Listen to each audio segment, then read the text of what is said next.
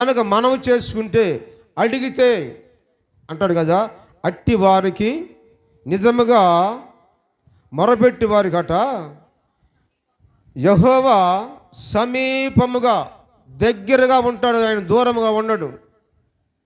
నీవు పెట్టే మొర ఆయనకి ఇష్టకరముగా ఉండాలి. ఆయన సృష్టికర్త కనుక ఆయనకు ఇష్టమే మనం జీవించాలి.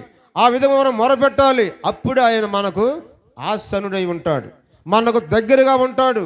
మన సన్నిధికి ఆయన సన్నిధికి వచ్చి ఆయన బిడ్డ మనము నిజముగా మొరపెడితే హల్లెలూయా, అట్టి వారి కొరకే దేవుడు ఎదుగుతూ ఉన్నాడట. ప్రియమంటి వారలారా, ఎబ్బేదుని మనం చూస్తాం దేవుని వాక్యంలో. ఆయన కుటుంబం కొరకు ఆయన ఎంతగా మొరపెట్టాడు. అయ్యా, నీ సన్నిధిని నాకు తోడుగా ఉంచమని, నీ సన్నిధి